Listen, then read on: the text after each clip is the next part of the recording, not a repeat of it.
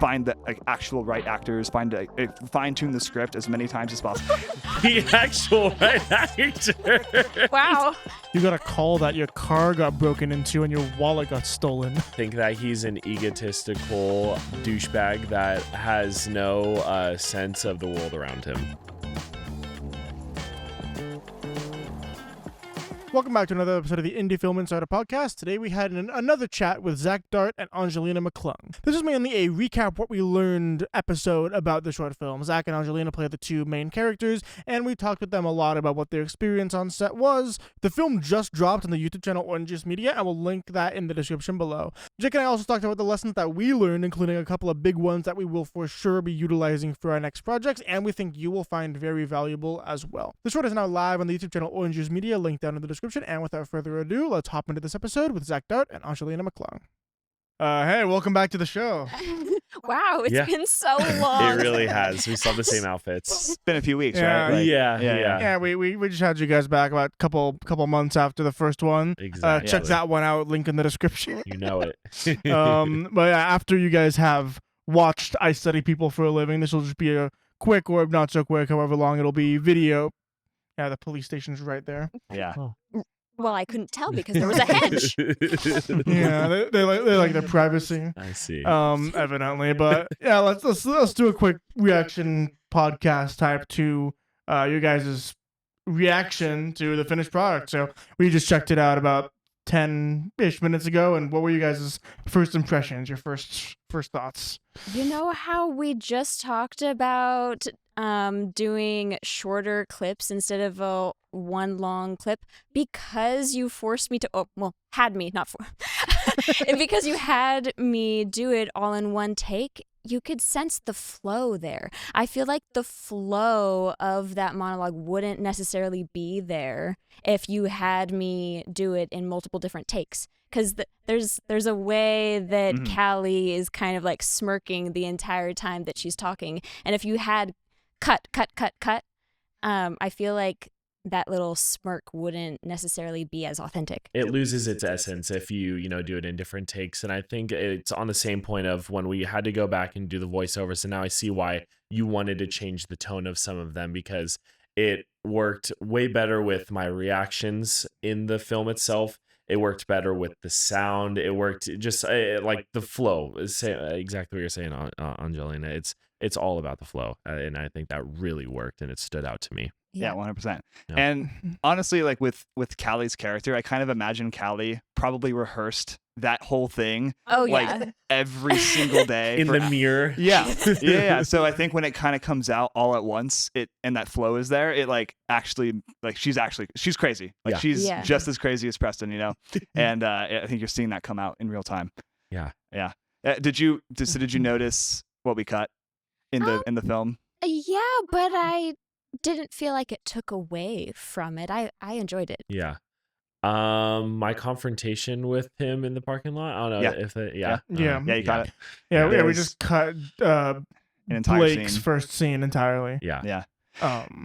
Mainly, well, we can get into that. Mainly just because it's the film starts off with a lot of voiceover, a lot of stuff happening. It's farmer's market, a lot of people around, a lot of stuff happening visually. And then it goes, into you in your car, and all you do is like scribble on a notebook, and then the scene that we cut is just you like put your head back and you like fall asleep. Right. And then he wakes you up and he's like, "Hey, I'm sorry, sir, you can't park here." Yeah. And that's the same character that's you interact with in the cafe. Right. That annoys you, and you blow up on him. Yeah.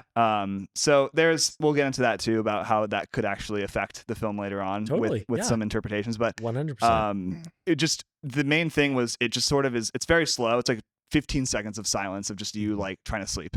And we're we're just thinking about it like almost like a retention graph. Like imagine like the people who are clicking off the video, people who are like, going on their phones in the theater.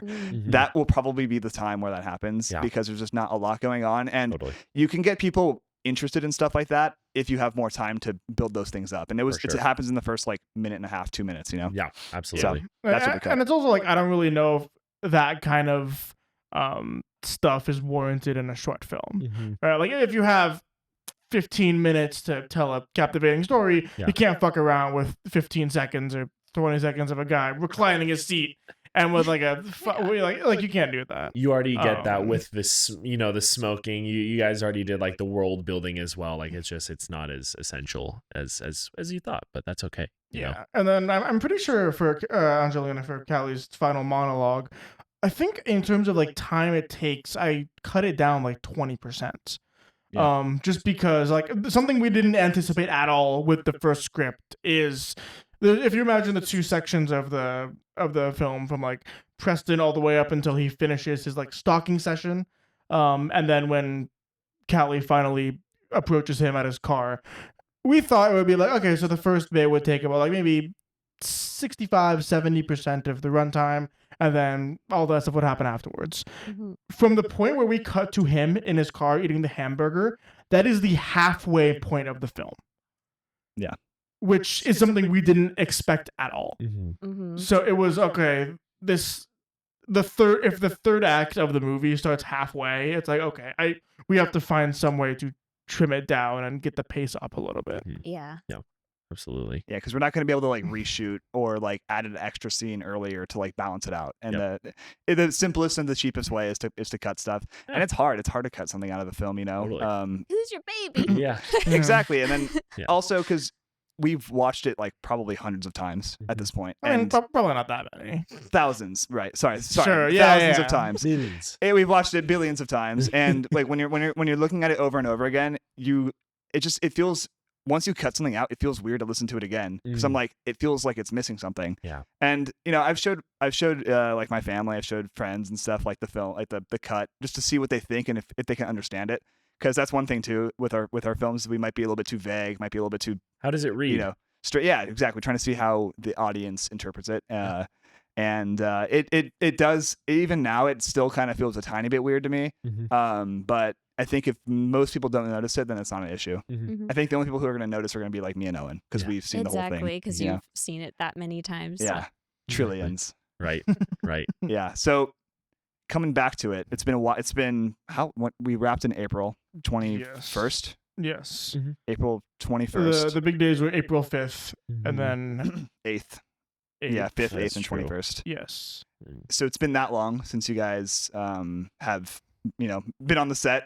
What do you guys look back at that and you're like, oh, what am I doing on screen? Like, what am I doing right now? I mean, I'm always going to think that way, Right. especially with the camera being so close to my face. I've never seen such detail in my skin before. Even looking directly in the mirror, I'm like, oh, Right. wow, I can see all the texture, which I was not prepared for. But I was just like, I wanted to clap the entire time that I watched you on screen. I was so engaged. Yeah, right. I thought too that you played the character so strong, and I think that's what made it, the most believable, that these are both characters that are on their own paths of kind of craze, and like I just thought like like we both played the really strong characters, so thank you. And you did, equally. Absolutely. I looking back at it, and this is one thing that I always catch myself critiquing, is like a lot of like body language and facial expressions, and that's everything in film, and like you can never make it perfect, but it's also like you watching something versus an audience member where they're like, no, like that's not a big issue, like that's something that looks just fine. So that's something that like I always watch. But I will say, man, those lenses were clean because you can see everything, which is really cool though. Oh yeah. I was really happy with how the OTS shots especially look too. I thought the over the shoulder was actually really effective because sometimes I guess as a viewer or enjoyer, consumer of cinema or film, OTS shots, you're only looking at that person. But I like how you guys also involved the person, who you're filming over the shoulder with, and like some of what they're doing as well. And I think that's kind of cool, like to balance it out with like only focusing on that person, but then kind of changing the focus as well, just so that you can maybe get some like subtleties of, Preston's, mannerisms or anything like that.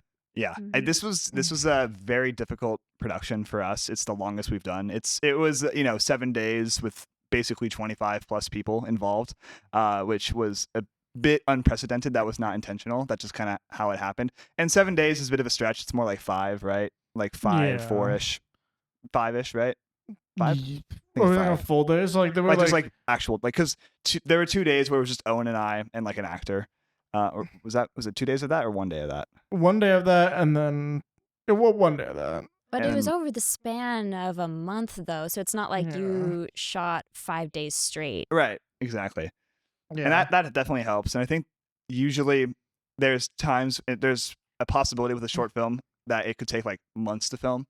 And so it was kind of nice that we were able to get we started everything on March 20 something. March 15th. And we got it done on April 21st. The Ides of March. Yeah, literally. And we got it done in exactly a month. So it does, you guys like basically everyone looks the same. Everyone's like, not like you don't have like a big beard or anything like that. So I tried to grow my facial hair out, but I shaved today before because I grow whiskers. So yes, I mean, my hair is a little longer, but it is kind of hard to kind of keep that momentum flowing through that entire month. It's like where we left off on one day where we were on fire, and then the next day it's like, all right, well, you got to get the engine flowing again, and you got to pump oil into it so that flows smoothly. But yeah. I mean, there also there's the aspect of like, fuck, dude, I've been working on this for so long type thing. Like, totally. The doubt of like, is this even worth doing? Like, I mean, of course, like you can't just like pull the plug. I mean, you can, but you shouldn't just like pull the plug if you're like halfway through production or anything. But if it's like, okay, if it's a 2-day shoot, it's a lot easier to finish the production than if you're shooting over the span of 5 different weeks. Absolutely. And like we had like, because they were like, it was like the 29th, the 5th, 8th. So they were like 3 shoot days within like a little over a week, which was kind of like the big like push to get all that stuff shot. Those are the big days. I probably should have, maybe could have scheduled some stuff a little further out, but like whatever, it's fine. It's fine. Well, I'm sure it's more difficult to schedule everyone at the same time, too, when we have different jobs, different things to do. It's different when you're actually only working on that film. Totally. And you're flying out to, New Zealand or whatever, and you're so focused on just that one thing. It's way different to schedule people when it's like, oh, I know I'm not free that day. Right. Oh, but I am. Right. And that's the beauty of short film is like, especially in this where you have one stalker, a stocky, like you can, coordinate things a lot easier and like just a couple day for a shoot. Bravo on that first opening shot. I loved all of, that farmer's market. Like I thought it was great world building and, you're not, thrown into the deep end, but you kind of gradually get a sense of, okay, this is like normal life, like that's how it is. But like, those are the shots where like, you got to get that done now versus like, scrambling at the very end to try to get that done. Yeah, I think that's something I need to, I guess Jake and I, but specifically me, like remember to get establishers for places. Because even if you don't use them, they come in handy so often. Totally. Because like one of our first film we kind of did back in like mid-2023, we made like multiple trips of going to just get establishers after Principal was finished. Just because like, if you look at like a bigger movie or bigger show or whatever, they always have establishers going into like every scene. Yeah. It just helps with pacing a lot. Yeah, that was the first shot.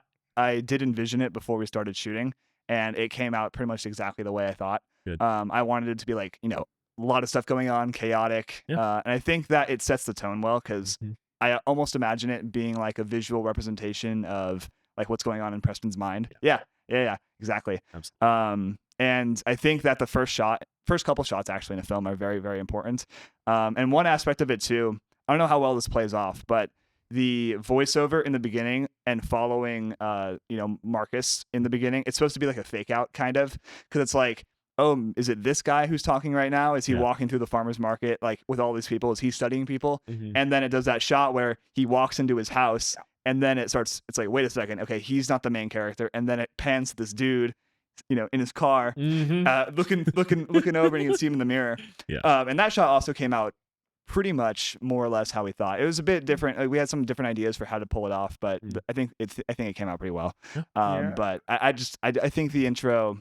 I remember after we did our last film, I was trying to make a point to make a intro that was a bit more engaging than some of my other ones, because sometimes I just start a film slowly and I'm like, you know what, I'm not like Christopher Nolan. I'm not Quentin Tarantino. I'm not like a famous director who has people's attention before the film even starts. You know, I gotta like actually earn that attention. Very fair. Yeah, I mean, obviously, I'm guessing not, just because you guys know what Zach sounds like and Enzima and everything. But like, did the fake out, like, how effective was that to you guys? Like the fake out intro? I'd say pretty believable. Once, like, if I was just a general audience member, the shot where like it's him walking through the market, but it feels like you might be like behind something, like almost hiding behind something. That's what I kind of cued you, you know, like maybe, but like you're still not sure in that point, which I think is a good build up. So it's like you completely don't know who's saying it. Is it this guy walking? No, it's not. And then you're like, oh wait, it's definitely not him. So I think it was a proper build up, you know, of how things should play out. Yeah, because obviously it's kind of impossible to have that from either of us. Like anyone sitting at the table, literally anyone who knows what you sound like. Right. But I feel like it's pretty convincing if you have no idea of anyone who was in the film. And you have a very distinctive voice. I could see you playing a cartoon character and me being like, oh yeah, that's him. Thank you. Yes. You know, I definitely want to do that. A note from my girlfriend for both of you guys. You guys should get into voice acting. She says she thinks you guys have very, very distinctive and emotive voices. Oh. So I would agree. Thank you. Yes. Tell her thank you. Of course. Yeah. And that's true. I noticed when we were doing the voiceover with you, Zach. So when we were doing the auditions, and I was like, okay, who do we cast first? I think it was maybe Dun, dun, dun. Right. I don't remember. Well, it doesn't matter. I think it was Zach. Zach, okay. Because when we got all the characters, I was like, okay, good. I didn't meet you guys until a bit later, but I was like, I think we have the right people for this. And then once we were in the recording the voiceover, and you were like saying the lines the way you were saying the lines, it's like, even though we actually we refilmed or we re-recorded the intros, like a lot of the stuff. I was like, fuck yeah, we got the right guy. Like just the way you had, like the way your voice, it's very booming, it's very like commanding, it's very it just commands your attention. I thought that was like, I was like, fuck absolutely. Yeah. And I wanted to make sure that to some extent that was present in some scenes, but also wasn't, because like sometimes Preston does have to act like, somebody different. Like this is like, we're hearing from who he really is, like in these voiceovers, but then sometimes like he's completely the opposite person. So I think that's like the beauty of the contrast of voiceover. And it was really fun because this is my first time voicing any, film. So it gave me the opportunity to like, you could go all in on those voiceovers, and then you have the choice in scenes. Do you want to continue that voice? And like, you see moments of it during our argument or like the very end, but like for most of it, interviews, interactions with the general public, it's kind of different, which is cool. Yeah. I'm still pretty proud of this film. We had a lot of, the original cut was 19 minutes and 20 seconds with no credits. So, and now it's what, 1440 with credits? 1430? I think like 1430, yeah. 1430 without credits, and then 1506 or it's something like with credits. I looked at it. 1502, yeah. So we cut out a good, basically 5 minutes of the film, which is for a short film that's pretty like a lot. Yes, absolutely. What's the normal, I guess, would it be like parameters like 5 minutes, if that, for like short film? 8, 5 to 8. Yeah. Well, we've talked about that too, like what we think the ideal length for a short film is, and I think moving forward, we are going to try to dial it back on short films, because if we're going to spend, I've mentioned this before, I'm going to say it the exact same way, but it's fun. But if we're going to spend a certain amount of time on a project, if it's going to be more than a couple days, like why not just do a feature at that point? True. Like put all of that energy. Obviously, a feature's it's not just like I'll just do a feature film. Who cares? Easy peasy. Yeah, exactly. It's a big deal. But if you're gonna, I just feel like if you're gonna do a 4-day short film or a 5-day or a 7-day like we did, why not just take that effort you would put into a 7-day short film and just condense it down to like 1 or 2 days, totally, and make every shot look better. Like find the actual right actors, fine tune the script as many times as possible. The actual right actor. Wow. That's like the complete opposite of you casting us. Freudian slip ass. Yeah. Sorry, guys. No. Should have went with Phoenix. I knew it was coming. Well, what he was trying to say is, if you have X amount of resources, like time, money, people, gear, whatever. If you make it a 15-minute movie, if you change it to a 5-minute movie, it's going to be 3 times better as a result, just because you're able to put that much more into every minute, into every shot of the finished product, including finding the right actors, I guess. Yes. Sorry, guys. No. I knew where you're coming at. We know that you guys always make the right choices, obviously. Yeah. So, of course. I mean, I've been on some sets where you spend 3 to 5 days on set and you're like, man, we could have really like spent 2 days. Like I've spent a single day on like a single day shoot and the film was wrapped after that. Like there was no more. I'm like, that was like, it's just a matter of timing. Are you putting your time towards, sunlight? Are you using that as motivation to like get through things as quickly as possible versus like 3 days of lollygagging and kind of just wasting time on set, which was not how this was, but I have had experience on other set or, whether it is short film, productions on stage and whatnot, just time is money and, you want to use the maximum amount, within the shortest amount of time if the quality is a lot better, I guess. Yeah. And then from an actor's perspective, because you guys, you're like actually, in the scene, you're talking to each other.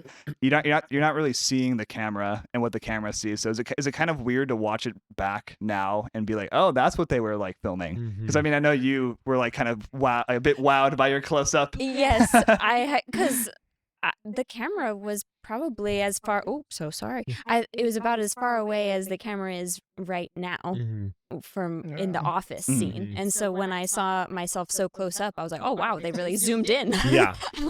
Which I wasn't prepared for, but the camera quality though is just insane. I noticed it even the first farmers market scene. I was like, wow, these are nice cameras. Absolutely. I think the more dynamic shots are the ones that kind of caught me off guard, in particular when I was in the car before the interaction with Callie, during, and then after, because I feel like we hit at least 5 or 6 different angles around that as well. And I think those are the shots that surprise you the most, because like ones that's like a confrontation between your boss. It's like, you get my OTS, you get his OTS, you get not a slap, but what you assume is a slap. But like with those where it's like you're moving all throughout so that you can get perspective of journal and whatnot, those are the ones that surprise you the most, just because you can't really anticipate what it exactly looked like.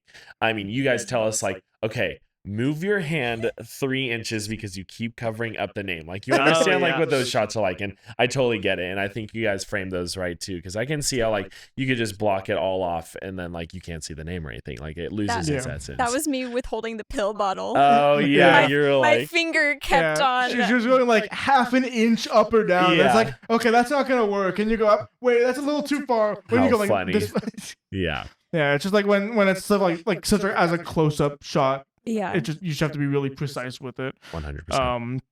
And it's just our job to communicate that, basically. You guys did a good job. Honestly, something I do regret a little bit about the film on the cinematography end about it is I feel like the higher concepts, like the higher we go in terms of concept and runtime and stuff, the less creative I'm getting with shots. And that kind of annoys me. I don't know if it's like playing it safe or it's just like, okay, there are 8 other people there. We can't waste these people's time with like experimental nonsense. Let's get OTS, insert, bam, we're good. Fair. I was watching some of the earlier films that I've made, and it almost seems like the shots that I got were way more creative. And I feel like that's something that I've lost a little bit as we've gotten to bigger crews and bigger cameras and more concepts and stuff. I just kind of have to like reset and kind of put the visual creativity back into my cinematography. I think sometimes what we get comfortable with is what's easiest and less challenging too.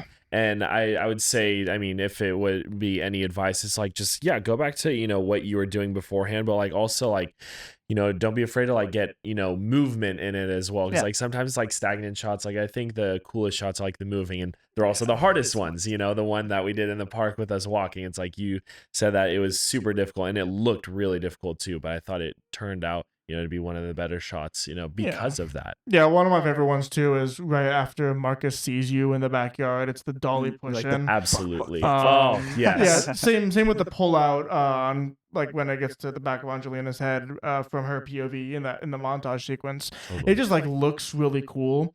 But like of course the dolly is a pain in the ass It to absolutely- set up and move and all that stuff. And we tried for that shot, we tried like 6 takes of a dolly zoom. I remember that. And then we're just like, fuck it, no Yeah. zoom, just push in. We'll call it a go. And I think it actually turned out better as a result of that. Yeah. But it's just like when we have, like, I would not feel comfortable asking for people to come out for 2 days for that backyard scene. Mm-hmm. If they did, I'm sure I would have been able to get more creative with the shots and probably get a better product. But like, if we're not really paying, if we can't afford to pay people for their time and that aspect and their expertise, then it's just like, okay, I would rather get this done as efficiently as possible. And what gets it done as efficiently as possible is going coverage, insert, done. Totally. Well, we're all learning and growing, so you can always take aspects of your older films and your newer ones and then combine them. And like what you were saying about the time thing, I don't want to waste people's time with doing these like fancy artistic shots. Maybe you'll eventually get to that point where you can film them quickly. Yeah. You know? Absolutely. And another thing too is like when you're watching like a feature film, not every shot is some crazy artistic shot most of the time. Yeah. And I think that it's a bit of it would be a waste of time to like spend a lot of time to make super creative shots with every shot or just a bunch of shots super creative. Sometimes what's best for the film is just what you end up doing, which is the most standard, basic stuff. And I think it's kind of like, like a band, you don't want to be distracting. If you're a drummer, you don't want to go like every 2 seconds because that's going to be distracting. If you're, playing guitar, you don't want to do a crazy solo and start shredding on like a pop song. Like that's not appropriate. And I think that is the same thing with camera, same thing with acting. If you're acting, you don't want to like boom and like every time. Yeah, you don't want to upstage, right? Yeah. So it's the same with every department on a film set. It's the same with you don't want to overdo or also underdo, but especially overdo because that it can get if you keep overdoing it, I feel like it's just gonna. Also, just for this, if you're doing it for the sake of being more creative, then I don't know if that's like the best motivation. It should be motivated by something as well. Yep. But not to say that it's like not a bad thing to have in mind too. Yeah. If you think you can and you think it's works for the story, absolutely go for it, right? Yeah. But that would be just what I would say is like don't be too hard on yourself for not trying to for making it like more or less standard than. And I'm not even saying that it is. I think that a lot of the stuff we did was right. Every time it pushes in or like pulls out or like is handheld, I feel like it's motivated. I feel like it works. It's creative, but it works for what's happening in the scene. Right. There is one thing though that we do talk about where in the backyard scene, as soon as Marcus spots you, it still kind of is on a tripod for a couple of the others. It's for the shots after that.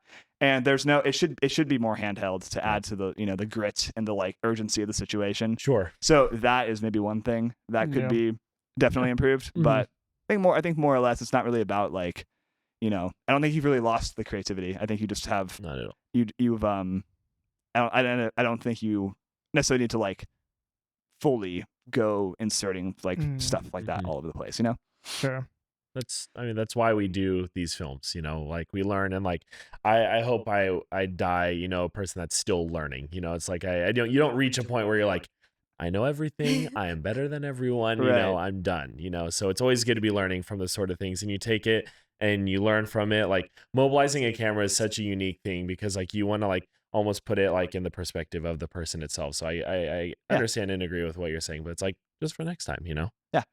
And also it's you even if you do mess up, you do make like a mistake, it is for next time.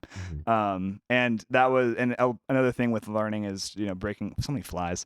Another thing with learning is just breaking the rules a little bit too, or going outside of your comfort zone. That's why I wrote this script. Actually, it has like 7+ named characters, I think, and it has a lot of stuff going on. There's a stalker and then a counter stalker, and then there's a lot of like backstory that this counter stalker uncovers, and I had to make sure that's consistent throughout. And also like there's a lot of like I like interconnectivity stuff where like one scene is connected to another scene. You know, when you're looking at Marcus through your binoculars, you hear something to the side of you, and the viewer just doesn't think anything of it. It's like, oh, a weird twig snapped or some kind of movement happened, but it's Callie, and it's you know, foreshadows stuff like that. And I think you know, some things didn't work. Maybe it was a bit too ambitious. Maybe it was, you know, blah blah blah. But I think that like it definitely is going to teach me in the future how to like handle those scenes. You know, so it's a learning experience. What was your favorite shot? I'd say to see, I guess, on screen, because it's like one thing, you know, favorite shot to like tape, like if it's, you know, takes a long time, if it's like a one shot and you're done. But like, what was like your end product, like favorite shot, or maybe even scene? Both of you, all three of you, all four of us. For whole scenes, yeah, I think the backyard scene is the strongest scene of the film. Yeah. I don't really know why. So the 2 days that we had like an actual gaffer on set were the backyard scene and the cafe stuff. And I think that stuff looks the best from my perspective. And for good reason. Connor Futch, the guy who gaffed, he's a professional. Yeah. He's great on set.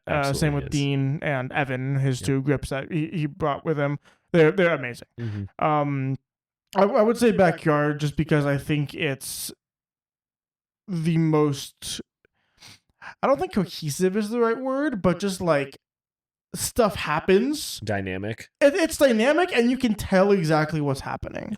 In terms of favorite actual shot, I think I am just going to go back to the Dolly Inn when Marcus first sees you, or Marcus first sees Preston.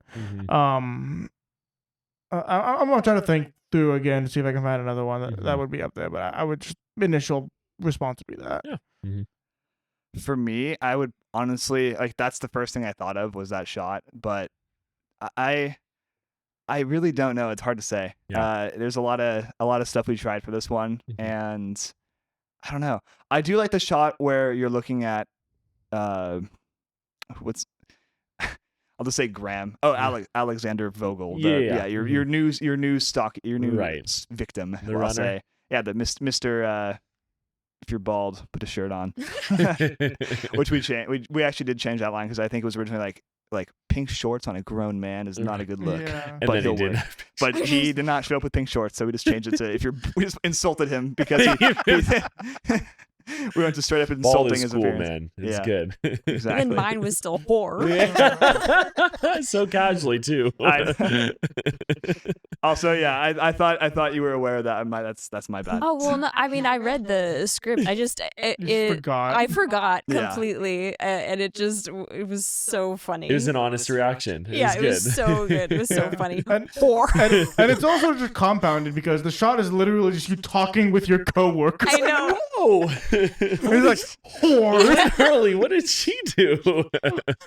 Absolutely. Yeah. So, actually, that might be my other favorite shot. Is the one where you're like on the grass looking at Callie with the binoculars. That probably is one. But also, what I was saying is the one where you're watching Alex, and when the voiceover's happening, you're like, you're like watching him like this, like from behind that shipping container. Yeah, absolutely. That was a really nice one. Yeah, I like that one. What about you guys? What's your favorite shot? Angelina, I'll go with you first. These are both really funny scenes that just really stood out to me, and they're both with you eating something. Oh my gosh. Oh yeah. Just the opening the wrapper with your mouth and then to the side is so funny. And then with the burger, fuck. Yeah. But it's just so authentic. It makes it so that he has a creepy side, but he also is still kind of derpy. Yeah. He's a derpy stalker. Absolutely. It shows the two sides of him, which I like. He's the worst kind of stalker. He's got stalked. He failed. Yeah. A fun fact about that burger shot. I went through, I think, 3 or 4 burgers. And those bites I actually ate. I did not spit out. But getting that, you order like extra sauce from the place just to make sure that it would fall on my shirt. Yeah. And I was clenching down on that burger just to make sure that it had come down. So it took a little while to get that. It's also because we had Owen's computer on your lap, and we're like, oh fuck, let's not get sauce on his literally on a MacBook computer. So I remember I had to DoorDash the burgers because I was like, oh, let's go to In-N-Out, but it was like 9:39 or like 10 o'clock, and they open at 10:30. Fun fact, also I used to work there. So I was like, fuck, how did I forget that? Like they open at 10:30. So I was like, okay, well, we're already like kind of behind. I'll just DoorDash them. So I just DoorDashed them. And the lady, because there were so many cars there, I was like, oh yeah, we're the film crew. And she was like, I do not see a film crew here. And I was like, you got to kind of drive around a little bit. And I think I just sent Ryan to go find her because I was trying to deal with all the other stuff. But it was a bit of a hassle to get that burger there. Yeah. And then also the day that we were filming that, you got a call that your car got broken into and your wallet got stolen. Yeah. So actually, no, my wallet turned out to be fine. Oh. But so we used my girlfriend's car for Preston, so the Subaru. Yep. She's in going to UC Davis, and her car was parked by where she's living. We swapped cars. So she was using my car while we were shooting the scenes. Yeah, the Prius right there. And so that was parked outside of her place, and I forgot. I don't know. She just had her stuff in the like passenger seat because it was like she got back late. No one was thinking. We're like, oh, whatever. We'll just leave it. It's Davis. Nothing bad happens in Davis. And then she calls me at like when we're filming like mid. So it's the scene where you guys are meeting for the first time. Yeah. And I think right after the first take. So okay, I'll be right back, guys. She's calling me and she's like, I'm so sorry. Like your car got broken into. Like there's glass everywhere. It was the passenger window actually got broken into. And yeah, it was a bit of a thing. But I was just like, I'm gonna practice some stoicism here. I have to zone out, and I have have people here, and I have to like ignore it. For sure. Of course, I was empathetic to the situation because her stuff also got stolen. Also true. And it turned out my wallet was fine. So but they stole. I have two pairs of sunglasses. I have one that's in the center console and then one that's like inside the center console. And they stole both of those. So they reached inside of the center console but closed it. Yeah. After they broke the window. So I didn't. So they stole these two pairs of glasses. But there was also like a $50 bill on top of the sunglasses. I remember I like just tossed it in there one day. Yeah. So there was a $50 bill on top of the sunglass case that they stole, and they just did not see that. So can't have a paper trail, man. They're the like worst thief of all time. They're an interesting thief. Yeah, yes. And then they didn't even take your wallet. They like bumped it and it dropped to like the floor of the passenger seat. No kidding. Right? Yeah, I think they were trying to like pull it out, and because it's like a little like it's not a Ridge wallet, but it's like a off-brand Ridge wallet. Yeah. A little metal wallet, and I guess they were trying to pick it up and it fell, and they're like, whatever. I don't want to reach down and get it. Some lazy criminals is what it is. So that was a fun experience on set. And then because I didn't know what the fuck was happening, I just saw you taking a call, and like I was trying to like set up the next like shot, and I'm like, Jake, where the fuck are you? Jake, this asshole is supposed to direct, and he's over there on his phone. Like, what the fuck is he doing? Asshole director. It's on Discord call. We're just... He's on the phone with the big money wigs. He's trying to get all the money pulled in. The producers. But yeah, that day was a long day. It was. I think we started at like 10 a.m. or something, and didn't wrap till like 6:30 or 7. Mind you, I mean, this film was in peak allergy season. Like whether down by the dry riverbanks or whatever. I'm glad it didn't really catch on in the film because some of the days I was suffering, like sniffling, eyes watering, and sneezing constantly. And some people would check in and be like, "Are you okay?" And it'll be like, I'll be just fine. All right, just leave. Let me creep. All right, let me just do my thing. But yeah, okay. I remember when we were shooting outside of the house, like Marcus's house. There was like some guy who like came up to you and asked, "What do you do?" Right? Yes. Mid costume change, he came up with a phone right there, and I'm like, this. I knew it would happen. I knew it would happen eventually to me. So he came up and he just asked me like what we were doing, and I was like, we're filming, and then the question just kept on pouring in, like, who's it for? Do you know who owns this house? I'm like, yes, the person's house who we're using, like, that's, you know, his parents. And it unfolded into like, being like, it was a student production, you know, like we're filming for blah, blah, blah, you know, and like, it's very worried about what we were doing and like trying to be involved when it's like, it's not that big of a deal, man. Yeah. Like but people are always worried about what other people are doing. Mm-hmm. That's the world that we live in. But the phone coming out was crazy work. I was just like, damn it. I got to be cordial, which I always would be. I really want to get that video file. I know. And like put it in the credits or no. Like guerrilla market it on YouTube. Yes. Be like, post it, be like, weird creep stalks innocent families. Literally. That would be really good BTS. I That'd be like genius. that a lot. Yeah. Okay. What drew you to how did we actually I forgot how we found you guys. How do we approach you guys for the like when did you become aware that we were like auditioning for the roles? I saw a post on Instagram. Mm-hmm. Okay. It was an Instagram story. I don't remember who posted it. Really? But it was like, auditions here. Go to this website and email an audition video to yeah. Okay.